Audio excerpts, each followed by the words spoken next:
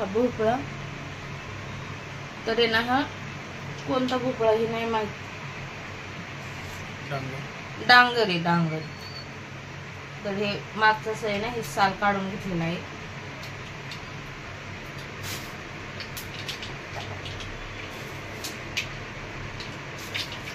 हे पाहू शकता, हे असलं हे साल काढून घेतलेलं आहे.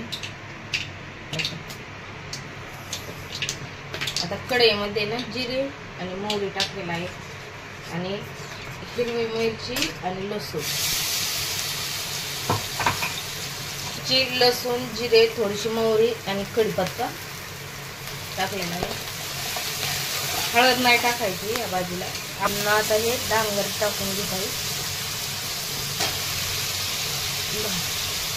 बटाट्याची फोडी करायचं, छान याच्या पुऱ्या होत्या. परत गोड आहे ना, थोडी शिजवून घेऊन तुपामध्ये परतून गूळ.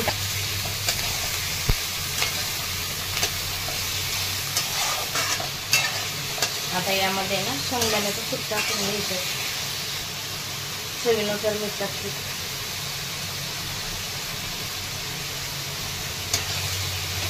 म्हणजे आता थोडी पुरतं थोडं मीठ टाकलेलं आहे, नंतर पाणी टाकलं परत मीठ टाकलं.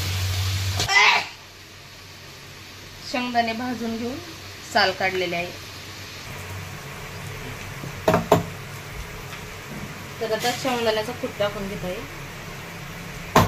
भाजलेले शेंगदाण्याचं कूट थोडंसं असं मोठं फुलेलं आहे, कारण खूप जास्त भाजी मला करायची नाही, थोडीच करायची. पाणी टाकून घेते. तर ही एकदम सोप्या पद्धतीने भाजी बनवायची आहे, वेगवेगळ्या पद्धतीने पण बनवतात. तर आता पाणी टाकून घेते.